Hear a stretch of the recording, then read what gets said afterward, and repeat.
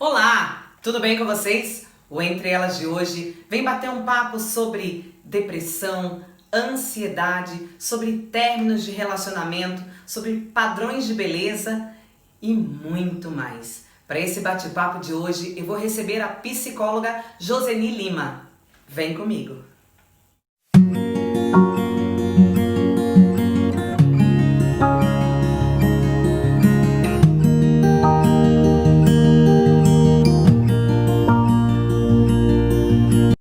Josi, seja muito bem-vinda. É uma honra ter você aqui para essa entrevista, para esse bate-papo, que eu acredito que é uma das dúvidas, das curiosidades que são muito fluentes na vida das mulheres, né? E quem é a Josi mulher? Como você se define? Sou psicóloga, mãe, esposa, sou filha, sou irmã, sou amiga. Essa sou eu. Josi, dentro da psicologia, quando uma mulher quer alcançar um objetivo, seja de emagrecimento ou qualquer outro, e ela acaba dando mil desculpas, como falta de tempo, falta de vontade, preguiça e muitas outras desculpas, né? Que nós mulheres somos craques em dar. Você acredita que é necessário primeiro fazer um trabalho interior dentro dessa pessoa para que ela pare de dar desculpas e vá em busca do seu objetivo? Sim, ela precisa estar bem consigo mesma, entender realmente qual é a necessidade, o que está por trás desse emagrecer, né? Se são as necessidades de pertencer a um grupo, estar bem esteticamente para mostrar para o outro, ou se é pela saúde. Então tem um porquê, um emocional aí, né? Então é preciso investigar o que realmente está fazendo com que ela não saia desse lugar de preguiça, ou então o que realmente eu quero nessa busca por emagrecer.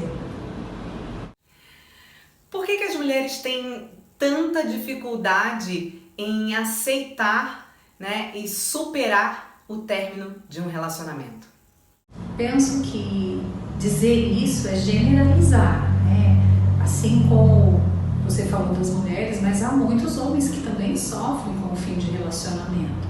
Assim como há mulheres que conseguem passar por um fim de relacionamento bem, né? Há um sofrimento, mas às vezes ela passa muito mais rápido, né? Porque talvez ela canalize as suas energias, as suas emoções com outras coisas, como ginástica, como sair com amigas, e tem tantas outras coisas que ela consegue sair dessa questão de sofrimento, né? Não há um padrão de sofrimento, quem sofre mais ou menos. Um passado mal resolvido compromete um futuro? Compromete, quando ficamos paralisados nesse lugar, né, de problema não resolvido, né? A gente costuma criar os problemas, e quando a gente cria um problema e fica nesse passo mal resolvido, é um problema inacabado. Então, como sair dele, né? A gente ou você enfrenta o problema e tenta pôr um fim, ou você abandona, né? Mas sempre há novas formas de sair de um problema, né? Repensar, recomeçar, né? Buscar saídas, né? O que não pode é ficar realmente paralisado ali, mas é buscar novas tentativas de resolver esse problema. Então compromete, com certeza. Um problema emocional que não foi resolvido acaba sendo descontado, né, ou na comida, ou no excesso de trabalho, ou excesso de cuidados com o corpo. A pessoa acaba comprando demais, talvez, também, e isso pode virar uma compulsão. Como que pode se resolver esse problema? Com certeza. Muitas vezes tentamos preencher as nossas dores emocionais para preencher um vazio mesmo, né? E a gente preenche de que forma? Comprando compulsivamente, comendo compulsivamente. A gente não se observa, né? A gente come sem pensar, compra sem pensar. É uma forma de preencher realmente um vazio que está dentro e a gente não está dando conta do que está acontecendo, né? é preciso repensar, é preciso observar, se conhecer e até mesmo buscar ajuda profissional, ajuda de amigos, familiares, né? Às vezes a gente tem vergonha, mas é necessário buscar ajuda. Josi, a ansiedade vem crescendo a cada dia mais no Brasil. Ela aparece muito de repente na vida das pessoas. Existe um fator determinante para essa causa? Não só no Brasil, né? No mundo todo, e a ansiedade ela tem aumentado a cada dia, né? O que é essa ansiedade? É um medo irracional que temos, é algo impensado, né? Então, muitas vezes a gente acha que é algo que a gente não consegue medir esse medo, né? Às vezes tem um medo que você não tem um motivo aparente, mas ele está ali, ele existe dentro da pessoa e a pessoa está num sofrimento. E o que causa, né? Às vezes é um estresse que a pessoa vem dia a dia passando por situações e não vai se percebendo nesse medo, como consequência disso tudo, né? Essa ansiedade ela vai sendo estruturada, ela não aparece do dia para a noite, ela vai sendo estruturada com todas as situações que passamos, né? Então, às vezes a gente tem uma perda na família, um ente querido que a gente perde, a gente pode passar por problemas de desemprego, a gente pode passar por enfermidade. Então, todas essas situações, ela vai desencadeando alguns sentimentos, algumas emoções que a gente não vai dando conta e a gente vai tentando dar conta disso tudo, mas pode chegar um momento que pode disparar um gatilho e naquele momento você desestrutura e aí você tem alguns sintomas como taquicardia, sudorese, formigamento. Então, assim, é preciso ficar atento a esses sintomas. A ansiedade é uma doença que é fácil de se tratar ou ela se prolonga aí para o resto da vida? A ansiedade, todos nós passamos por momentos ansiosos, né? Nós temos as nossas ansiedades. Dentro de um grau de normalidade é natural que tenhamos, né? Mas é porque muitas vezes a gente vive pensando no passado e fica naquele lugar de passado, ou às vezes só ficamos no futuro, fazendo planos e não vivemos o hoje. O que está acontecendo hoje?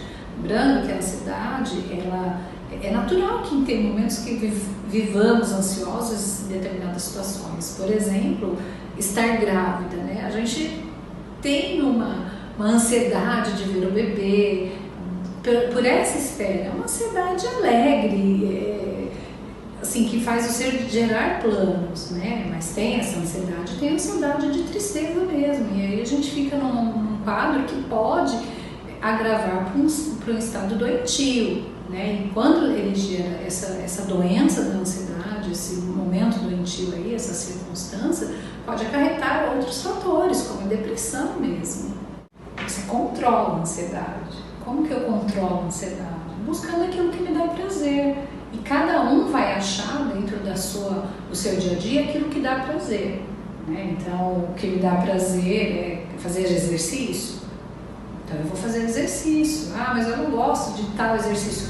Buscar aquilo que dá. Então, se um gosta mais de musculação, outro de natação, então é buscar aquilo que dá prazer para si. Não o que o outro goste, mas o que eu gosto. Né? A gente controla a ansiedade. A gente consegue perceber que muitos casais evitam a separação por causa dos filhos ou da situação financeira da família, né? Mesmo não se suportando, mesmo tendo inúmeras brigas, eles se mantêm ali naquela família, né? Por aparência muitas vezes. Você acredita que isso traria mais malefícios à família do que benefícios? O que isso pode acarretar nessa família? Essa separação geralmente já está na cabeça do casal, né? Então, e os filhos muitas vezes eles sentem emocionalmente essa separação dos pais, então vai trazer consequências. E os filhos às vezes eles podem ter mau comportamento, eles podem ter problemas escolares, eles podem partir para as drogas, então sempre vai ter consequência uma separação. Mas o que a gente não pode esquecer de falar que se vai ter benefício ou malefício, cada separação é uma, cada casal é uma, não dá para generalizar, porque tem casais que têm um diálogo e conseguem separar e vive bem. Agora tem outros que não, e aí não há diálogo, né? Eu acho que a consequência de um casamento dessa forma, muitas vezes, é alguém entrar em depressão. Porque às vezes a pessoa não consegue mais ter uma vida de sonhos, de projetos, e aí ela vai se colocando num lugar onde não tem mais desejos de viver, desejos de viajar, porque alguém a limita. Então vai ter malefício. Sempre a gente tem que pensar que uma separação sempre vai ter perdas e vai ter ganhos. O que a gente pode pensar aí é como resolver isso, né? Sempre no diálogo. E se não está tendo diálogo, buscar ajuda profissional, uma terapia de casal. Eu acho que a gente tem que partir para esse lado. A depressão, ela tem feito mais parte da vida das pessoas do que a alegria de estar vivo. Essa doença tão silenciosa pode ser ocasionada devido à carência, a desilusões amorosas, a situações que aconteceram no passado, correria do dia a dia, a não aceitação da pessoa no seu próprio corpo, no seu próprio eu, ou ela realmente é só a falta de uma substância que o nosso organismo não produz? Não podemos generalizar, né? Uma coisa é você passar por momentos depressivos, estar triste em algum momento da vida, porque a gente não está 100% o tempo todo, né? Então nós temos os altos e baixos. Então não dá para generalizar, falar que tem mais gente depressivas do que vão com vontade de viver. Não.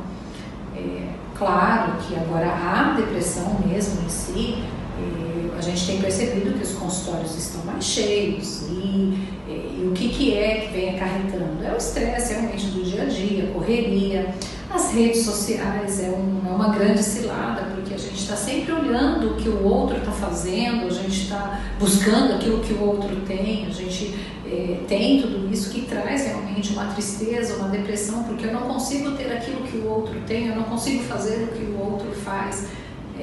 Isso causa realmente uma depressão. Então a gente precisa realmente perceber o que é que está me causando isso. Então quando você fala de carência, às vezes é carência de amigos, carência de um emprego, a correria e a própria substância que você falou também traz a depressão. Mas é um ciclo vicioso. Muitas vezes a gente não consegue sair desse lugar porque não consegue sair, então o corpo não produz substância. Se o corpo não produz substância, eu não consigo sair desse lugar.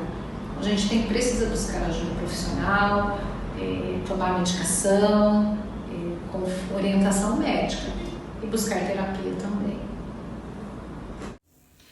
Qual a melhor forma de identificar se a pessoa está passando mesmo por uma depressão ou se ela apenas está vivendo uma tristeza momentânea, que seria a famosa fase do luto, por algo que não deu certo, por coisas que não estão acontecendo da forma que ela quer, por uma desilusão amorosa, por uma não aceitação? Como que a gente consegue identificar essa diferença? O nome já fala, né? Tristeza momentânea, né? A gente usa um termo de uma reação momentânea depressiva, né? Que pode durar algumas horas, pode durar alguns dias.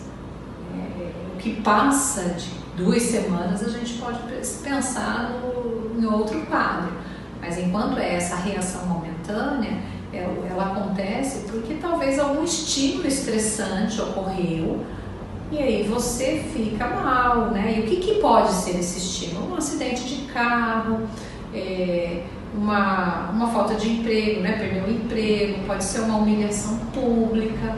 Então a pessoa fica nesse estado triste, Mas a partir do momento que o estímulo é tirado, a remoção desse estímulo, a pessoa ela começa a reagir, né? E aí ela consegue se adaptar, e aí ela consegue sair desse lugar e reorganizar os pensamentos, né? As emoções começam a voltar. Agora a depressão não, a depressão ela tem um quadro que quando passa de 2 semanas, às vezes dura mais de 2 semanas, meses, até anos. Então sim, a gente tem que se preocupar, porque aí já é um quadro que a pessoa está num quadro depressivo. E aí o que afeta, né? Quais são os sintomas dessa depressão? A pessoa ela tem insônia ou excesso de sono. A pessoa ela pode ter, afeta a libido, ela vai ter comprometimento no trabalho, ela vai ter perda de apetite, ou ela ganha peso demais, ela para de comer ou ela ganha muito peso. Então, são alguns sintomas que ela vai ter que perceber. Às vezes a própria pessoa não consegue perceber. Às vezes é os familiares que vão percebendo que ela está num quadro depressivo. E aí é momento de procurar ajuda. Que ajuda que a gente pode procurar? Ajuda médica, né? E levar a pessoa no psiquiatra. Às vezes ela não tem forças para reagir a isso. Às vezes ela não tem força para buscar um médico, né? Então precisamos de um terceiro para intervir. Então ela tem que ir no psiquiatra, porque ela vai precisar de medicação e junto com a medicação fazer uma psicoterapia. Josi, a gente consegue perceber que o suicídio vem numa crescente muito grande no mundo, né? E muitas vezes a pessoa tem tudo, mas ela acredita que a morte é a solução de um problema que ela está vivendo, seja uma desilusão, ou uma carência, ou a falta de alguma coisa que não completa ela. O suicídio seria um vazio na vida? O que é ter tudo?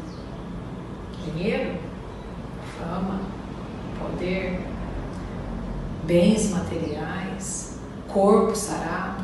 O que é ter tudo para a pessoa? Muitas vezes ela acha que tem tudo, mas não necessariamente ela tem o que falta. Porque às vezes falta algo e ela não tem clareza do que está faltando. E a gente precisa, às vezes, através da fala, buscar essa falta, falando, buscando ajuda. O suicídio, ele é um grito de socorro. A pessoa ela não comete suicídio do nada. O suicídio, ela não quer matar, acabar com a própria vida. Ela quer acabar com a dor que ela está sentindo. Então, assim, preciso estar atento a alguns sinais que a pessoa dá. Às vezes ela pode dar sinais, às vezes não. Quando a gente pensa em ter tudo, eu penso muito naquele filme Depois de Você, Como Eu Era Antes de Você, né? Desculpa, Como Eu Era Antes de Você, né? Que o rapaz, o jovem, o protagonista, ele tinha tudo, tinha dinheiro, tinha fama, era bonito, né? Ele tinha tudo, tinha amigos, tinha uma noiva linda, e aí ele teve um problema físico e aí ele não aguentava mais a dor. Ele preferiu cometer, a gente fala que foi uma eutanásia, né? Mas porque ele desistiu da dor, não da vida. Ele não suportou mais. Então precisamos estar atentos às pessoas que estão ao nosso lado. Como desconstruir uma imagem ou um padrão de beleza imposto pela pessoa ou pelo meio externo? Esse padrão que a pessoa busca alcançar é um padrão imposto, né? Pelo meio externo, pela sociedade, e é cruel. A pessoa, para desconstruir isso, ela precisa aceitar quem ela é. E como a gente aceita? Não negando. Às vezes há uma negação e a gente não deve negar quem a gente é. A gente tem que pensar, eu acho que tem uma palavra muito forte aí, que é o contentamento. E contentamento não é conformismo. A gente tem que se se contentar com quem nós somos, o que nós temos, buscando novas coisas, claro, mas um passo de cada vez, sem acelerar. Quando a gente fala de emagrecer ou de engordar, às vezes a pessoa levou 10 anos para estar no peso, e ela quer às vezes em um mês perder de 1 quilo, e então é um passo de cada vez, né? Não ir atropelando todas as fases. Eu acho que é isso. Josi, muito obrigada. Eu adorei ter você no meu quadro. Eu acredito que você acrescentou muito nas dúvidas e nas necessidades que as pessoas precisam e têm, né, de saber sobre esses pontos que são tão importantes na nossa vida, né? A depressão, términos de relacionamento, padrões de estética, separação, são fatos muito importantes, principalmente na vida de uma mulher. Eu quero muito te agradecer, muito obrigada. Gostaria de te agradecer, Tati, pela oportunidade de poder estar falando desses temas. Sabemos o quanto a mulher tem crescido profissionalmente, tem buscado o seu espaço. Eu acho que a gente tem que respeitar cada um, e a gente se respeitar enquanto mulher.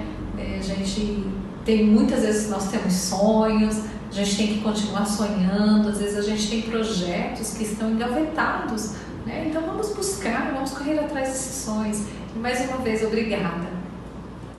É isso, o Entre Elas vai ficando por aqui com esse bate-papo enriquecedor, maravilhoso, que eu tive com a psicóloga Josi Lima. Foi maravilhoso estar com vocês mais uma semana. A gente se vê semana que vem.